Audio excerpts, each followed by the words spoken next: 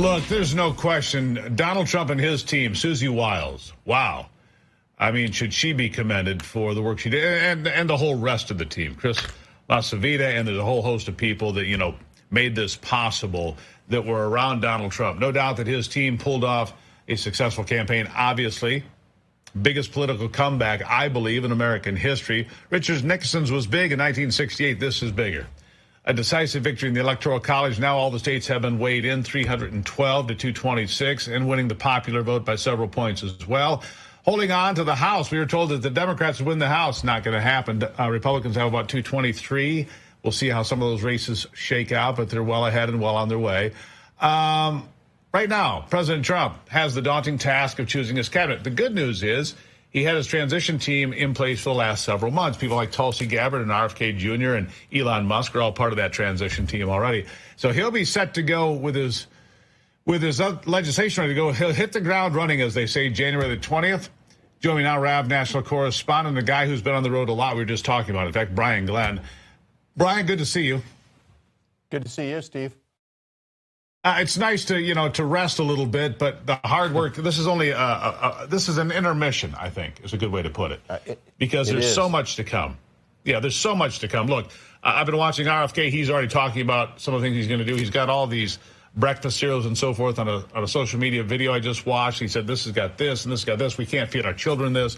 Yeah, you look at where Elon Musk is going to plug in. Look, I'm not a big fan of AI in some ways, but when it comes to monitoring money and figuring out how we're wasting money, AI, brilliant application. But as you look at this, I hear Ben Carson's name, obviously Elon, RFK, and Tulsi Gabbard, but Ben Carson coming back and some other faces and names you've heard before. What do you think we're going to see when it comes to his cabinet now that he is a seasoned veteran of being inside the Beltway?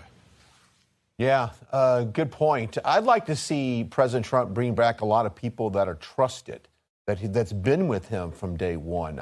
You mentioned some names like Tulsi Gabbard, Elon Musk, Robert Kennedy Jr., Vivek Ramaswamy. Those were good people, I think, on the campaign trail that brought in a lot of independent, undecided voters, even moderate Democrats, which is great. But I think we've got to be very cautious when it comes to installing a cabinet that has people that from day one tried to run against him, that maybe tried to impeach him.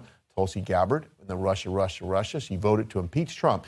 So not to say that there's not a place for her in this administration. But I think when it comes to putting people in the cabinet, they're actively involved in it right now. There's meetings going on. There's discussions. There's probably interviews coming up the next following days. I think we'll have a cabinet together within a week or so. So relatively soon.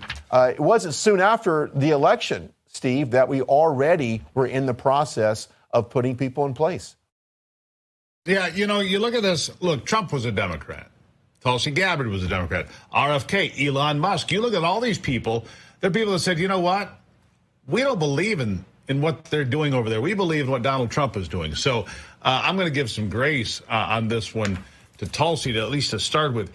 One of the first things that, if I go back to 2017, one of the first things that it's seared in my mind because I'm in the business and I remember this when they brought out Sean Spicer for the first time to be, the press secretary out there. And Sean, no slam on Sean, he's not a tall man, all right? Not a tall man. And they gave him a podium that was about this tall, so his chin was kind of sitting, and he looked like a behind it was terrible.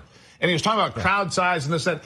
Let's avoid some of those bad optics. And Donald Trump is such a master at presenting good things. I don't think we'll see a mistake like that right out of the gate again. I think that Donald Trump is going to present to the nation and to the world a credible, strong, intelligent team that, frankly, will be second to none. You're right. No, he's going to put together an all-star team. Now, especially, we know, some of the pitfalls we had in 2016. We won't have that now.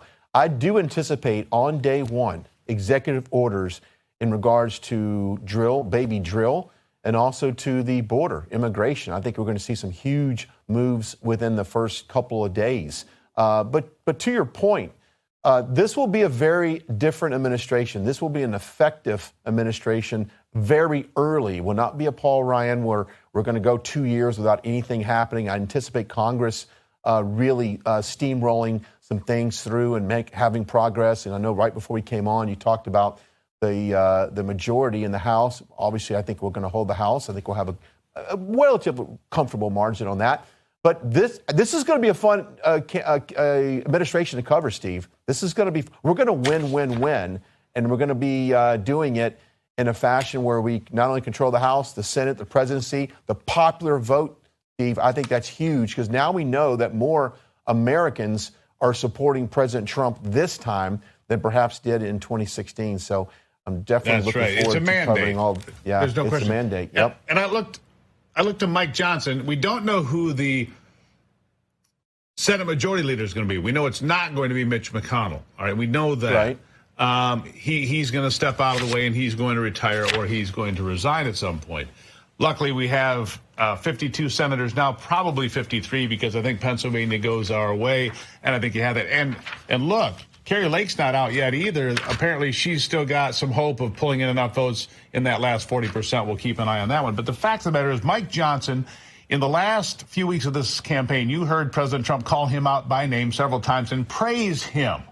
He expects Mike Johnson to get legislation because, yes, executive orders are fine and they're fun, but we need real lasting legislation, actual laws signed into place, because what Donald Trump is going to do is the same thing Joe Biden did. He's going to walk in, he's going to throw out all of Biden's executive orders on the border, start over, get that started, but then you need real legislation on the border, on the economy, on infrastructure, on energy, real bills, not executive orders, things that'll last. I'll give you the last word.